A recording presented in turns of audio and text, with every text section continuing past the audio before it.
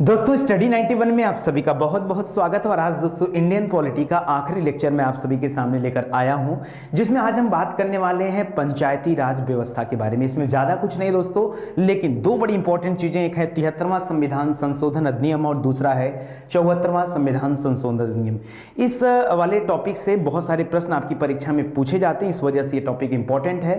तो जरा ध्यान दीजिएगा। आगे अभी जब ये आपका पॉलिटी समाप्त हो जाएगा, इसके बाद आपकी क्लासेज जो हैं और तेजी से चलाई जाएंगी, ताकि जल्दी से आपका सब्जेक्ट जो है वो कवर हो जाए। ठीक है, तो चलिए फटाफट अपने टॉपिक पर आते हैं और देखते हैं कि आज हमें कौन कौन सी बातें करनी है। जैसा कि दोस्तों यहां पर दे रहा है कि पंचायती राज व्यवस्था। अच्छा, आपको क्या लगता है पंचायती राज व्यवस्था होती क्या चीज है, या इसकी शुरुआत कब से हुआ? ऐसा नहीं कि 1993-94 में जब इनको संवैधानिक दर्जा दे दिया गया तब जाकर के पंचायती राज व्यवस्था स्टार्ट हुआ है। सिंपल शब्दों में अगर मैं आपसे पूछूं कि सर पंचायती राज व्यवस्था का अर्थ क्या होता है, जरा आप ये बता दीजिए, तो कैसे आप समझाएंगे किसी को? क्योंकि जब तक आप इसके मूल अर्थ को नहीं समझेंगे तब तक ये चैप्टर और ये टॉपिक आपके दिमाग में आने वाला नहीं है। तो पंचायती राज व्यवस्था का सिंपल शब्दों में अर्थ बताएं तो जिस प्रकार दोस्तों मान लीजिए आपका घर होता है, ठीक है, आपके घर में बहुत सारी व्यवस्थाएं होती, कभी होता है कि ये व्यवस्था माताओं के द्वारा चलाई जाती है, कभी होता है कि ये व्यवस्था पिता के द्वारा चलाया जाता है। उसी प्रकार से जिस तरह से आपका घर चलता है, ठीक उसी प्रकार से आपका ये गांव, आपका ये देश, आपका ये राज्य भी चलता है। ठीक है, तो जैसे घर की अपनी आवश्यकताएं होती हैं, आवश्यकता क्या क्या होती है? अरे भाई घर में इनकम आना चाहिए, और उसके आधार पर फिर तमाम तरह के खर्चे होते हैं, चाहे वो खाने पीने से संबंधित हो, चाहे वो कपड़े से संबंधित हो, चाहे वो स्वास्थ्य से संबंधित हो, चाहे वो शिक्षा से संबंधित हो, चाहे वो साफ सफाई स्वच्छता से संबंधित हो, ये सभी खर्चे होते हैं आपके यहाँ। ठीक है, उसी तरह से हर गांव का, हर राज्य का अपना एक खर्च होता है। तो जब वहां के अपने लोग उस तंत्र में भागीदारी देने लगते हैं, तब उसे शब्द कहा जाता है स्वशासन, नाम दिया जाता है स्थानीय स्वशासन। यानी कि जब आपकी घर की समस्याओं में, चाहे वो आय हो चाहे वो व्यय हो, जब घर के सभी मेंबर मिलजुल कर उस समस्या के बारे में देखने लगे, सोचने लगे, समझने लगे, तब वहां पे क्या आ जाता है, यानी कि अब लोग धीरे धीरे भागीदारी दिखा रहे हैं। तो जब ये भागीदारी बढ़ती है तभी स्थानीय स्वशासन का जन्म होता है, और उसी से संबंधित एक टॉपिक है। तो अगर स्थानीय स्वशासन की बात करें तो पुराने समय में अगर चंद्रगुप्त मौर्य के समय में चले जाएंगे तो वहां भी स्थानीय स्वशासन की चर्चा की गई, लेकिन एक बेहतरीन स्थानीय स्वशासन की अगर हम बात करें तो आपने दक्षिण भारत में चोल साम्राज्य के बारे में पढ़ा होगा, जिनके पास दो चीजों के लिए चोल साम्राज्य बड़ा फेमस था। एक स्थानीय स्वशासन के लिए जाना जाता था, दूसरा था उनकी नौसेना शक्ति, बहुत जबरदस्त नौसेना शक्ति थी। इन दोनों तथ्यों के लिए उनको जाना जाता था। तो यहां पर आपको याद रखना, देखिए चीजें बहुत कुछ हैं, लेकिन मैं बहुत अंदर नहीं जाऊंगा। क्यों? क्योंकि बहुत अंदर चला जाऊंगा तो पता चला कई घंटे का लेक्चर हो जाएगा। तो हमें लेक्चर को समराइज करना है, बिल्कुल ठीक है। एक सेकंड दोस्तों, यहां पे थोड़ा सा दिक्कत है। हमें लेक्चर को क्या करना है, समराइज करना है, और समराइज करके बिल्कुल कम शब्दों में आपको बताना है कि स्थानीय स्वशासन क्या चीज होती है। ठीक है, परेशान मत होइए, अभी आ जाएगा यहां पर बोर्ड। ठीक है, तो उसके बारे में तो बात आती है दोस्तों कि शुरुआत इसकी कहां से मानी जाए। तो शुरुआत तो अगर प्राचीन काल में जाएंगे तो चंद्रगुप्त मौर्य के समय में स्थानीय स्वशासन देखने को मिलता है, लेकिन एक बेहतरीन स्थानीय स्वशासन ये चोल साम्राज्य में मिलता है। चोल वाला प्रश्न आपसे परीक्षा में कुछ ज्यादा ही पूछा जाता है। ठीक है, तो उसके लिए थोड़ा ध्यान देंगे। एक सेकंड रुक जाइए, थोड़ा सा बोर्ड यहाँ पर ऑफ हो गया था, आज बोर्ड में कुछ दिक्कत आ गई है। ठीक है, और वैसे भी लाइट में भी बड़ा दिक्कत चल रहा है।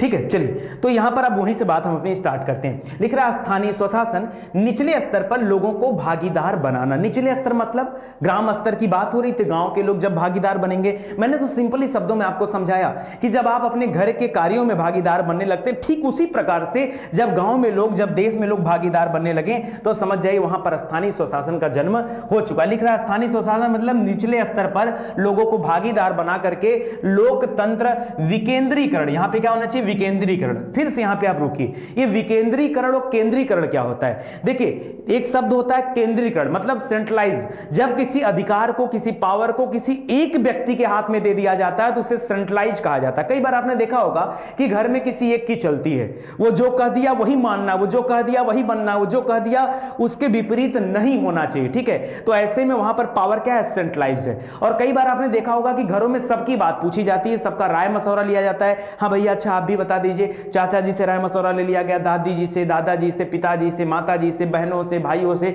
सबसे कुछ ना कुछ पूछ लिया गया। तो ऐसे में क्या हो जाता है, वहां पर पावर सेंट्रलाइज नहीं है, वो डिसेंट्रलाइज्ड है, यानी विकेंद्रीकरण है। वहां पर क्या है, विकेंद्रीकरण। तो लिख रहा है कि लोकतांत्रिक विकेंद्रीकरण को, यानी क्या करना है, यहां पर पावर किसी एक हाथ में नहीं होना चाहिए, पावर कई हाथों में होने चाहिए ताकि काम अच्छा हो। कह रहा है लोकतांत्रिक विकेंद्रीकरण को सुनिश्चित किया जाता है, ठीक है, किया जाता है, तथा लोगों को अपनी समस्या स्वयं हल करने के लिए सक्षम बनाया जाता है। देखिए गांव के स्तर पर, स्थानीय स्तर पर जब स्थानीय स्वशासन लाया जाता है तो ये कहा जाता है यार कि समस्या को खुद ब खुद हल करिए। ऐसा नहीं कि समस्या के लिए आप हमेशा सरकार को दोषी ठहराएं। भाई गांव में सफाई आपके नहीं हो रही तो उसके लिए सरकार जिम्मेदार है या आप जिम्मेदार है, आप बताइए। अगर सफाई आपके यहां नहीं हो रही तो जिम्मेदार कौन, जिम्मेदार सरकार या फिर जिम्मेदार आप? तो हमारे यहां की सफाई होनी है ना, गांव हमारा है ना, तो सफाई हम करेंगे, वहां की व्यवस्था हम बनाएंगे, ठीक है, ताकि सब कुछ चुस्त तरीके से चले। तो इसके लिए क्या किया जाता है दोस्तों, याद रखेगा, समस्या को स्वयं हल करने के लिए लोगों को सक्षम बनाया जाता है, लोगों को आत्मनिर्भर बनाया जाता है, और इसी को स्थानीय स्वशासन कहा जाता है कि लोग अपनी अपनी समस्याएं खुद ब खुद सॉल्व करना शुरू कर दें। करा सत्ता का विकेंद्रीकरण, करा विकेंद्रीकरण जो होता है दोस्तों एक कई हाथों में होता है, जैसे केंद्र होता है, राज्य होता है, ग्राम होता है, ये अलग अलग स्तर पर जो है पावर बता रहा है। तो सबसे बड़ा पावर तो केंद्र के पास है, लेकिन केंद्र ने सब पावर अपने पास नहीं रखा, केंद्र ने अपने पावर को बांट दिया राज्यों के हाथ में, और राज्यों ने अपने पावर को बांट दिया जो ग्राम स्तर के अधिकारी हैं उनके हाथों में, ठीक है। हालांकि इसके और इसके बीच में बहुत सारी चीजें हैं, अभी हम लोग पढ़ने वाले हैं, ठीक है। आगे लिख रहा है दोस्तों 1793 का चार्टर एक्ट। अगर हम 1773 की बात करें तो 1773 में आया था रेगुलेटिंग एक्ट, और रेगुलेटिंग एक्ट को हर 20 साल में अपडेट किया जाता था। तो 20 साल 1793 में अपडेट किया गया, फिर उसके 20 साल बाद 1813 में, फिर 33 में, फिर 53 में, ठीक है। तो ऐसे करके आपने पढ़ा होगा, हिस्ट्री में आपको पढ़ाया गया है, ठीक है। तो जो 1793 का चार्टर एक्ट था उसके अनुसार पहली बार, याद रखिए, जो भारत की तीनों प्रेसिडेंसी थी, कौन कौन सी, बंगाल प्रेसिडेंसी, मद्रास प्रेसिडेंसी और बंबई प्रेसिडेंसी, इन तीनों प्रेसिडेंसियों में पहली बार स्थानीय संस्थाओं को लाया गया। यह पहली बार था, फर्स्ट टाइम कि जब इनको इंट्रोड्यूस किया गया, ठीक है। आगे लिख रहा है कि 1842 में बंगाल अधिनियम के अंतर्गत, बंगाल अधिनियम में क्या हुआ दोस्तों, यहां पर थोड़ा सा ध्यान देंगे, क्योंकि बंगाल मेन था, यह सबसे मुख्य प्रेसिडेंसी थी, तो इसको अलग कर दिया गया, बाकी चीजों पर कार्य किया गया 1864 में। अब ये 1864 वह समय है जब भारत से ईस्ट इंडिया कंपनी का शासन समाप्त हो चुका था। ईस्ट इंडिया कंपनी अब यहां पर नहीं है, तो लिख रहा है कि 1864 में भारत सरकार के एक प्रस्ताव द्वारा स्थानीय स्वशासन को मान्यता दे दी गई या मान्यता मिल गई। मुझे लगता है कि आज ये जो पीडीएफ बना है ना, तो यहां पर कुछ दिक्कत आई, क्योंकि मैंने इसका मिलान खुद किया था, सब कुछ सही लिखा हुआ था, लेकिन कुछ अक्षर यहां पर ऑटोमेटिक गायब हो गए, मुझे नहीं समझ में आ रहा है क्यों, बट थोड़ा सा आप मैनेज करिए, ठीक है। 1870 में दोस्तों एक नए वायसराय आए थे जिनका नाम था लॉर्ड मेयो, और लॉर्ड मेयो ने बहुत सारा काम किया, लेकिन लॉर्ड मेयो ने पंचायतों के कार्यात्मक और वित्तीय स्वायत्तता प्रदान किया, ठीक है। क्या किया इन्होंने, कार्यात्मक और वित्तीय स्वायत्तता प्रदान किया था लॉर्ड मेयो ने। तो प्रश्न यहां पर आता है जिसको याद रखेगा, लेकिन अगर आपसे कभी प्रश्न पूछे कि स्थानीय स्वशासन का जनक किसे कहा जाता है, तो याद रखेगा लॉर्ड रिपन को कहा जाता है। ये दोनों ही बेहतरीन व्यक्ति थे। इसके पहले वाले दोस्तों लॉर्ड लिटन का नाम सुना होगा, बहुत बेकार इंसान था, ठीक है। तो याद रखिए मेयो याद रखेगा, लॉर्ड मेयो और लॉर्ड रिपन। लिख रहा है 1882 में उपखंड और जिला बोर्ड बनाए गए, जिसमें स्थानीय स्वशासन को उसका मैग्ना कार्टा माना जाता है, यानी मुख्य माना जाता है, ठीक है। स्थानीय संस्थाओं की जांच के लिए आगे चल के बहुत बाद में 1907 में 1906 में मुस्लिम लीग की स्थापना हो चुका था, आगा खां और सलीमुल्लाह खान ने मिलकर किया था, और 1907 याद रखेगा, ठीक है। 1907 में हाब हाउस की अध्यक्षता में एक कमेटी गठित किया गया जो स्थानीय संस्थाओं की जांच से संबंधित थी। करा राज्य की विकेंद्रीकरण आयोग है यहां पर, ठीक है, विकेंद्रीकरण आयोग बनाया गया जिसको शाही आयोग भी कहा जाता है। इसने 1909 में अपनी रिपोर्ट सौंपा था। तो इस तरह के प्रश्न भी पूछे जाते हैं कि शाही आयोग कब बना दिया गया, ये वन लाइनर क्वेश्चन में ऐसे पूछ सकता है जीटी आपसे। 1919 में आपको पता होगा यहां पर प्रांतों में द्वैध शासन लगा दिया गया, लेकिन आगे चल के 1935 का जो अधिनियम आया उसमें प्रांतों से द्वैध शासन हटा करके केंद्र की तरफ द्वैध शासन को बढ़ाया गया, ठीक है। तो उसको भी जरा याद रखेंगे। यहां पे लिख रहा है दोस्तों 1935 में भारत सरकार अधिनियम करा, स्थानीय स्वशासन को पूर्णतया राज्य का विषय बना दिया गया। ठीक है, स्थानीय स्वशासन अब किसके विषय बन गए? राज्य के विषय के अधीन आ गए। गांधी जी ने स्वतंत्रता के पश्चात ग्राम स्वराज पर विशेष बल दिया और इसके लिए केंद्र में मैंने कहा ना आज पीडीएफ में कुछ इशू चल रहा है। ठीक है, इसके लिए केंद्र में क्या किया गया? एक पंचायती राज एवं सामुदायिक विकास मंत्रालय की भी स्थापना किया गया। ठीक है, तो यहां पर गांधी जी पंचायती राज व्यवस्था के पक्षधर थे और उनका भी बड़ा सहयोग मिला। तो पंचायती राज एवं सामुदायिक विकास मंत्रालय ये केंद्र में स्थापित किया गया। इसके जो पहले मंत्री बनाए गए वो बनाए गए एसके डे को। किसको बनाया गया? एसके डे, याद रखेगा यहां पर एसके हो जाएगा, एसके डे को उसका पहला मंत्री बनाया गया। ठीक है, करा 2 अक्टूबर 1952 को सामुदायिक विकास कार्यक्रम जो है यहां पर शुरुआत किया जाता है और ये पंडित जवाहरलाल नेहरू के द्वारा स्टार्ट किया गया। इसी के अंतर्गत दोस्तों कुछ समय बाद 1 साल बाद राष्ट्रीय प्रसार सेवा का भी जो है निर्माण किया गया।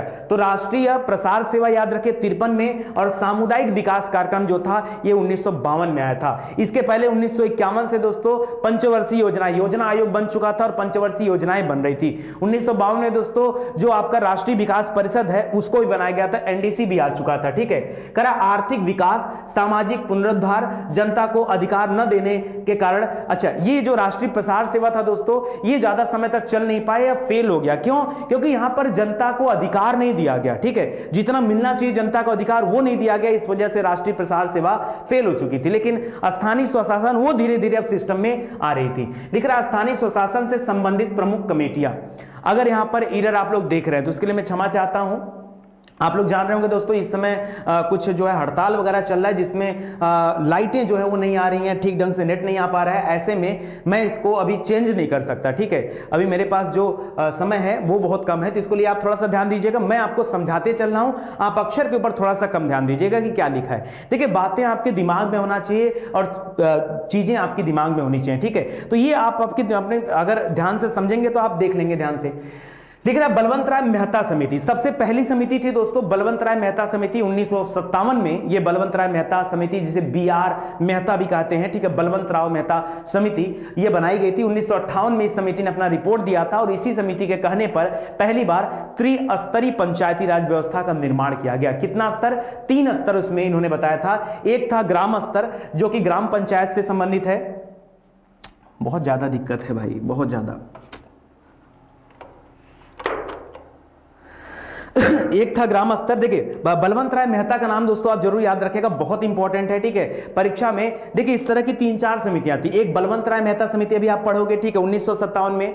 इसके बाद 1977 में आप पढ़ोगे अशोक मेहता समिति। ठीक है, कोई रिलेशन नहीं था, बस मेहता मेहता मैच करता है। ठीक है, पीके थुंगन समिति आप पढ़ेंगे, लक्ष्मी कांत समिति आप पढ़ेंगे। ठीक है, तो ये सब याद रखिए, इंपॉर्टेंट है, जो कि आगे अभी आप देखने वाले हो। तो इसमें लोगों ने बताया, कई लोगों ने बताया त्रिस्तरीय व्यवस्था होना चाहिए पंचायती राज में। कईयों ने कहा कि 4 स्तरीय व्यवस्था होना चाहिए। आज भी पश्चिम बंगाल में आप पढ़ेंगे तो 4 स्तरीय व्यवस्थाएं वहां पर दी गई हैं। 4 स्तरीय, जैसे हम लोग 3 स्तर भी देख रहे हैं। ठीक है, ग्राम हो गया, अभी हम लोग कितने स्तर देख रहे हैं? 3 स्तर देख रहे हैं, जिसमें हम लोग पढ़ रहे हैं किसके बारे में? ग्राम के बारे में पढ़ रहे हैं, विकास के बारे में पढ़ रहे हैं, यानी ब्लॉक जिसको आप बोलते हो, और जिला के बारे में। ग्राम, ब्लॉक और जिला, ये 3 खंड हम लोग देख रहे हैं। ठीक है, ये प्रखंड दिया जो है ये ब्लॉक स्तर है। ठीक है, इसको पंचायत समिति कहा जाता है। जिला स्तर पर जिला परिषद बनाया गया, तो इसको जरा आप ध्यान दीजिएगा। इस तरह से 4 खंड वाले 4 स्तर वाली समितियां भी बनाई गई और कुछ जगह पर 2 स्तर की समितियां कही गई। तो जहां 2 स्तर था वहां पर एक ग्राम वाला क्या हो गया? समाप्त हो गया। ठीक है, तो अभी दिखाया जाता है आपको।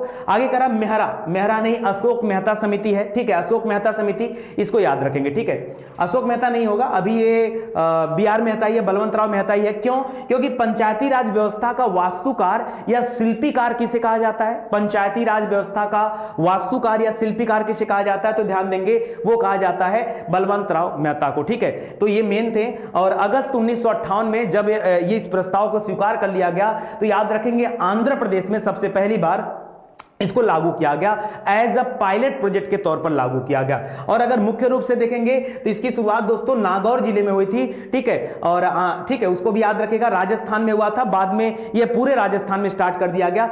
पायलट प्रोजेक्ट के रूप में आंध्र प्रदेश में शुरू किया गया, ये वाला 1959 में, और पायलट प्रोजेक्ट वाला 1958 में स्टार्ट हुआ था, दोनों याद रखेगा।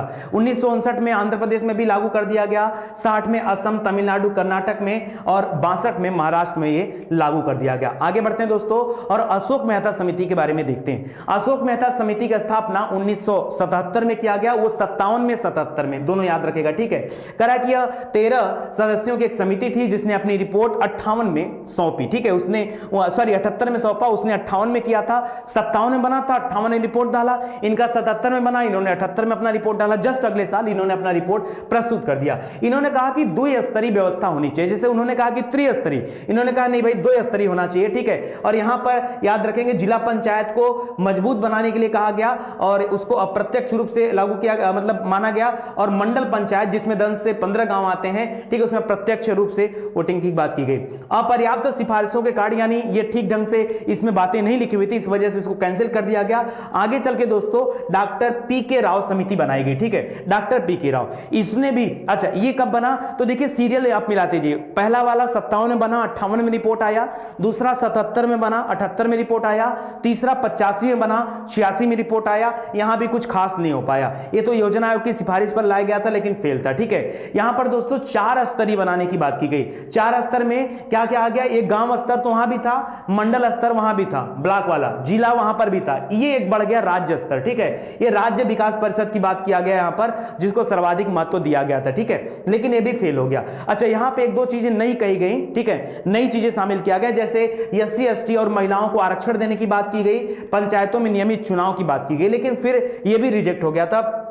आगे चल के दोस्तों लास्ट में, ठीक है, एम सिंधवी, जिनको लक्ष्मीकांत की अध्यक्षता में तैयार किया गया था, ठीक है, और ये 1986 में बना था। यहां पे भी कई सारी बातें आई हैं, कारण न्याय पंचायत एवं ग्राम न्यायालय की स्थापना की बात की गई, आर्थिक रूप से आत्मनिर्भर बनाने की बात की गई, नियमित रूप से चुनाव की बात की गई, महिलाओं की जो आरक्षण की बात थी उसमें 1/3 सीट महिलाओं के लिए रिजर्व किया गया, एससी एसटी को जनसंख्या के अनुपात में आरक्षण देने की बात की गई, ठीक है, नगर पालिका के गठन की बात की गई। तो ये सारी बातें संबंधित है, ठीक है, तो इसको याद रखेंगे। और अंतिम में बना था पी.के. थुंगन समिति, ये 1988 में आया था, और सबसे पहली बार इस समिति ने कहा भाई संवैधानिक दर्जा देने के ऊपर उसने जोर दिया था। 88 में समिति बनी, 89 में रिपोर्ट आ गया, ठीक है, और उस समय प्रधानमंत्री थे राजीव गांधी, ठीक है, और उन्होंने इस संबंध में सुधार एवं सशक्तिकरण में क्या किया, रुचि लिया कि हाँ इसको संवैधानिक बनाया जाना चाहिए। लेकिन बाद में आपने देखा कि राजीव गांधी की मृत्यु हो जाती है और उसके बाद सरकार बनती है नरसिंहा राव की सरकार, पी.वी. नरसिंहा राव की सरकार बनती है। अच्छा उसके पहले ही राजीव गांधी इसको पास करना चाहते हैं, लेकिन यहां पर वो पास नहीं हो पाता है। 64वां संविधान संशोधन अधिनियम आता है, वो लोकसभा में ही पहले नामंजूर कर दिया जाता है। सोचिए प्रधानमंत्री चाह रहे हैं लेकिन लोकसभा में नामंजूर हो गया, और राज्यसभा में जाने से पहले विधेयक क्या हो गया, समाप्त हो गया। बाद में दोस्तों पी.वी. नरसिंहा राव की सरकार बनती है, 73वां संविधान संशोधन विधेयक प्रस्तुत किया जाता है और वो पास भी हो जाता है, तो इसको आप याद रखेंगे, ठीक है। और पास कब हुआ है, तो 73वां संविधान संशोधन अधिनियम ये प्रस्तुत किया गया था 1992 में, तो इसको याद रखेंगे 73 वाला 92 में, ठीक है। तो इंपॉर्टेंट है, लोकसभा में 22 दिसंबर को, राज्यसभा में 23 दिसंबर को, और 17 राज्यों की विधानसभाओं के द्वारा इसका अनुमोदन भी मिल गया और अंतिम रूप में ये पास हो गया, ठीक है। तो ये 73वां संविधान संशोधन था। लागू किया जाता है इसको 1993 में, क्यों, क्योंकि राष्ट्रपति के हस्ताक्षर के बाद ही कानून बनता है, तो 92 में पारित हो चुका था, लेकिन राष्ट्रपति ने हस्ताक्षर किया 93 में, ठीक है, तो इसको भी ध्यान देंगे। अब चलिए पढ़ते हैं थोड़ा सा पंचायती राज व्यवस्था के बारे में। अभी तो हम लोग धीरे धीरे बेस बना रहे थे, ठीक है। पंचायती राज व्यवस्था में केवल 2 कॉन्सेप्ट आपका क्लियर होना चाहिए, एक 73वां संविधान संशोधन अधिनियम, दूसरा 74वां संविधान संशोधन अधिनियम। लिख रहा 73वां संविधान संशोधन अधिनियम, ये 1992 में आया था, भाग 9 के तहत इसको जोड़ा गया, भाग 9, ठीक है, इसको याद रखेंगे। 11वीं अनुसूची यहां पर आया, 11वीं अनुसूची में कुल 29 विषयों की चर्चा की गई है, ठीक है, जिसमें विधि बनाने की शक्ति का उल्लेख किया गया है। 16 नए अनुच्छेद बनाए गए, 243 ए से लेकर के 243 ओ तक आप गिनती कर लीजिए, ठीक है। 16 नए अनुच्छेद यहां पर लाए गए, ठीक है। 24 अप्रैल 1993 को पंचायती राज दिवस के रूप में मनाया जाता है, क्योंकि इसी दिन इसे लागू किया गया था या संवैधानिक दर्जा दिया गया था। सबसे पहली बार संवैधानिक दर्जा प्राप्त कर पंचायत व्यवस्था को लागू करने वाला जो भारत का पहला राज्य था, जो संवैधानिक दर्जा मिल गया तब, ठीक है, ये जो पहला राज्य था वो मध्य प्रदेश था, क्योंकि यहां पर उपचुनाव हुआ था 1994 में, तभी इसको लागू कर दिया दिया गया था। आजादी के बाद भारतीय संविधान के द्वारा नीति निर्देशक तत्व जो है हमारे दोस्तों भाग 4, ठीक है, जो कि अनुच्छेद 36 से लेकर अनुच्छेद 51 तक हम लोग पढ़ते हैं, उसमें अनुच्छेद 40 में पंचायती राज व्यवस्था का वर्णन किया गया। ठीक है, तो याद रखिए आप पंचायती राज व्यवस्था के गठन संबंधित निर्देश भी दिए गए। अच्छा, आपसे कभी कभी परीक्षा में ऐसी भी चीजें पूछता है, ठीक है, 243 तो सामान्य है, यहां पर होगा 243 से, इंग्लिश वाले फॉन्ट यहां पर गायब हुए हैं। ठीक है, मैंने कहा ना कि मैं आपसे क्षमा चाहता हूं, ठीक है, इसके लिए आप नाराज नहीं होंगे। आपको जो पीडीएफ दिया जाएगा, जितना भी पीडीएफ बचा हुआ वो सभी आपको प्रोवाइड कर दिया जाएगा और उसमें सारी बातें सही सही लिखी होंगी, लेकिन अभी मैं इसको सही कराने की स्थिति में नहीं हूं। तो पहला वाला छोड़ करके बाकी में आप ABCD लाइन से नोट कर लो। जैसे ग्राम सभा के बारे में 243 से, ग्राम सभा में जो पंचायत होता है उनके बारे में 243 भी, गठन के बारे में C, सीटों का आरक्षण D, पंचायतों का कार्यकाल के बारे में E, सदस्यों के लिए जो अयोग्यताएं हैं उसके बारे में, पंचायतों की शक्तियों के बारे में, उत्तरदायित्व के बारे में, ठीक है, पंचायतों के करारोपण की शक्ति के बारे में, भाई पंचायतों के पास कर वसूलने की शक्ति होती, तो वो सब व्यवस्थाएं हो गई। वित्तीय स्थिति की समीक्षा के लिए जो वित्त आयोग का गठन होता है, पंचायतों का जो लेखा का अंकेक्षण किया जाता है, ठीक है, ऑडिटिंग जो होती है, ठीक है, पंचायतों का चुनाव हो गया। तो इस प्रकार से दोस्तों कुल 16 आइटम यहां पे है जो कि आपको कहा गया 243A से लेकर के 243O तक चीजें बताई गई। ठीक है, तो कुल 16 है, इनको आप याद रखेगा। करा पंचायतों का गठन एवं संरचना, पहले ही बता दिया गया कि भारत में त्रिस्तरीय पंचायती राज की व्यवस्था को एक्सेप्ट किया गया है। ठीक है, और जिसमें यह बताया गया कि ग्राम पंचायत जो होगा 1000 की जनसंख्या पर प्रधान चुने जाते हैं।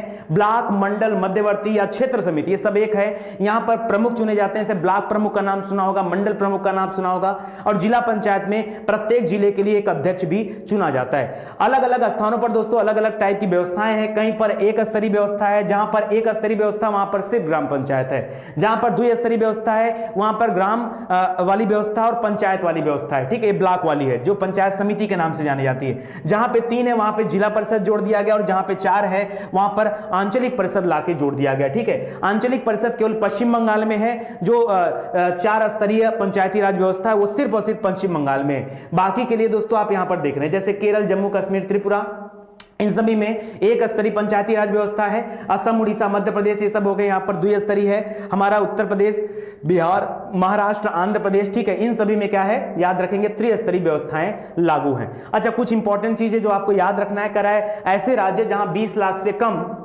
की जनसंख्या हो वहां पर मध्यवर्ती स्तर की कोई आवश्यकता नहीं है। गोवा में दोस्तों 3 स्तरीय व्यवस्था है।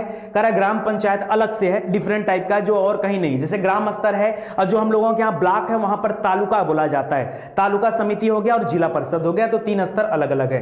करा मेघालय, मिजोरम और नागालैंड, यहां पर याद रखिए इस तरह की कोई व्यवस्था नहीं, कोई पंचायत व्यवस्था नहीं, क्योंकि यहां पर जनजातीय परिषद है, वो भी एक स्तरीय जनजातीय परिषद कहां पर बनाई गई, मेघालय, मिजोरम और नागालैंड में बनाई गई। ठीक है, तो इसको आप याद रखेगा।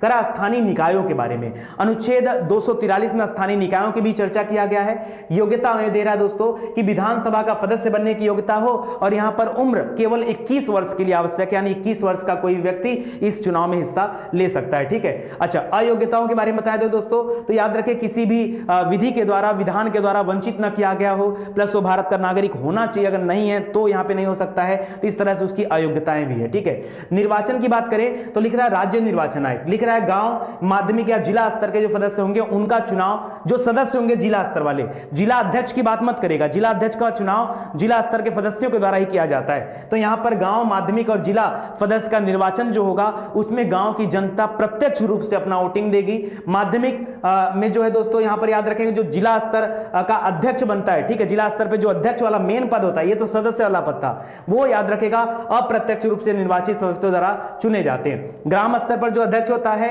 वो राज्य के विधानमंडल द्वारा निर्धारित तरीके से उनका चुनाव कराया जाता है। और गठन कितना होता है तो याद रखिए 5 वर्ष के लिए इनका गठन होता है। ठीक है, और न्याय निर्वाचन कार्यकाल पूर्ण होने से यदि भंग हो जाता है, मान लीजिए कहीं पर चुनाव क्या हो गया, भंग हो गया, या किसी को पद से बर्खास्त कर दिया गया है, तो उसको 6 महीने में फिर से क्या करना होगा, फुलफिल करना पड़ेगा, और वो कैसे होगा, फिर से चुनाव होगा। ठीक है, लेकिन अगर सिर्फ 6 महीने का कार्यकाल शेष है तो ऐसे में चुनाव आवश्यक नहीं है, फिर से चुनाव कराने का कोई मतलब वहां पर नहीं है। आरक्षण के बारे में दिख रहा है कि बहुत जगह पर SC, ST और महिलाओं के लिए अलग अलग आरक्षण की व्यवस्था की गई है, तो राज्यों की अपनी विशेषताएं हैं और उनके अलग अलग नियम है। ठीक है, तो लिख रहा है SC, ST को जनसंख्या के अनुपात में और महिलाओं को प्रत्येक वर्ग में 1/3 OBC राज्य चाहे तो आरक्षण दे सकता है। ठीक है, तो याद रखेंगे ओबीसीओ के लिए भी अलग से आरक्षण दिया जा सकता है अगर राज्य चाहे तो। बाकी को एससी एसटी को और किसको, महिलाओं को दिया गया है, ठीक है। अरुणाचल प्रदेश में दोस्तों याद रखेगा आरक्षण के लिए 83वां संविधान संशोधन किया गया था सन 2000 में, इसको भी याद रखेंगे, ठीक है। और यहां पर दे रहा उत्तर प्रदेश में राज्य विधानमंडल, ये भी सन 2000 से संबंधित है, तो इसको भी ध्यान दीजिएगा। बहुत ज्यादा आपकी परीक्षा में यहां से कुछ आने वाला नहीं है, मैं जानबूझ करके थोड़ा सा आपको एक्स्ट्रा दे रहा हूं मैटर कि कहीं से अगर कुछ पूछने लायक बन सकता है तो वो भी न बनने पाए, ठीक है। नगरीय प्रशासन की बात करें तो नगर पालिकाओं के बारे में यहां चर्चा किया जाएगा। 74वां संविधान संशोधन यह आया था 1993 में, फिर से याद करिए 73वां वाला आया था कब, 92 में, और 74वां आया था 1993 में। डेट याद रखेगा, ये सन याद रखेगा, बड़ा इंपॉर्टेंट है। 1 जून 1993 से इसे लागू किया गया, कानूनी रूप से इसको जो मान्यता दिया गया था। अच्छा, इसका सबसे पहला रूप देखने को मिलता है, नगर निगम वाली बात आती है तो मद्रास में सबसे पहली बार नगर निगम की स्थापना किया गया था, ठीक है, और वो किया गया था 1687 में, ठीक है। करा 1793 का जो चार्टर एक्ट आया था उसमें तो मद्रास, कलकत्ता, बंबई, इन तीनों में जो स्थानीय स्वशासन की बात की गई, अरे जो शुरुआत में मैंने आपको बताया, ठीक है। करा भारत सरकार अधिनियम 1919 में नगरीय प्रशासन के लिए स्पष्ट प्रावधान भी किए गए। स्वतंत्रता के बाद प्रधानमंत्री राजीव गांधी ने 1989 में 65वां संविधान संशोधन लाया, लेकिन वो पास नहीं हो सका, अरे जो लोकसभा से फेल हो गया था और राज्यसभा में पहुंच ही नहीं पाए। इनकी मृत्यु के बाद फिर पीवी नरसिम्हा राव की सरकार बनती है तो 73 और 74 दोनों पेश किया जाता है, तो उसको भी याद रखेंगे, ठीक है। इसमें देखिए भाग 9 का आता है, यहां पर 12वीं अनुसूची है, वहां पर 11वीं अनुसूची थी, यहां पर 18 विषय हैं, ठीक है, और यहां पर 18 नए अनुच्छेद हैं, जबकि वहां पर 16 नए अनुच्छेद थे। तो ये अनुच्छेद 243 त से लेकर के, ठीक है, 243 6 तक जाते हैं। करा यहां पर त्रिस्तरीय व्यवस्थाओं की बात की गई है, जैसे नगर पंचायत में कौन कौन है, एक नगर पंचायत है, एक नगर पालिका परिषद, एक नगर निगम है। अच्छा, जो गांव से धीरे धीरे नगर में तब्दील हो रहे हैं वहां पर अध्यक्ष चुने जाएंगे, जो छोटे नगरीय क्षेत्र हैं वहां भी अध्यक्ष चुने जाएंगे, और जो बड़े नगरीय क्षेत्र है जहां पर 10 लाख से अधिक की जनसंख्या है वहां पर महापौर या मेयर जिसे आप बोलते हो, ठीक है, उनका चुनाव होगा। करा ऐसे क्षेत्र जिन्हें राज्यपाल द्वारा औद्योगिक नगरी घोषित किया गया है वहां पर नगर पालिका का गठन नहीं होगा, बाकी के जगह पर नगर पालिका होगा। तो आपने पढ़ा होगा जगह जगह नगर पालिका होता है, जो छोटे स्थान है, जो बहुत ज्यादा बड़े हैं वहां पर नगर निगम बनाए गए, ठीक है। तो नगर पालिका, नगर निगम। योग्यता क्या है, वही वाली योग्यता है, विधानसभा की सदस्यता रखने की योग्यता हो, उम्र कम से कम 21 वर्ष हो। निर्वाचन याद रखेगा, सभी स्तर पर अध्यक्ष और सदस्यों का चुनाव प्रत्यक्ष रूप से यहां पर जनता करने लगती है। वहां पर क्या था, सदस्यों का चुनाव तो जनता कर रही थी, लेकिन बाकी लोगों का, अध्यक्षों का चुनाव अप्रत्यक्ष रूप से हो रहा था। कार्यकाल वहां भी 5 वर्ष का था, यहां भी 5 वर्ष का है। 6 माह के अंदर ही यहां पर चुनाव करा लेना अगर पद रिक्त हो गया तो, लेकिन अगर सिर्फ 6 महीना बचा है तो यहां पर चुनाव की कोई आवश्यकता नहीं होगी, ठीक है। तो इतनी सी बातें आप याद रखेगा। आज से आपकी आगे की क्लासेस भी स्टार्ट हो रही हैं, तो दूसरे विषय की क्लासेस भी आप देख सकते हैं जाकर के, ठीक है। अभी के लिए इतना ही, बहुत बहुत धन्यवाद आपका। और यहां पर थोड़ा सा पीडीएफ सुटेबल नहीं था, उसके लिए मैं हाथ जोड़कर आपसे क्षमा चाहता हूं, माफी मांगता हूं, ठीक है। धन्यवाद, थैंक यू सो मच।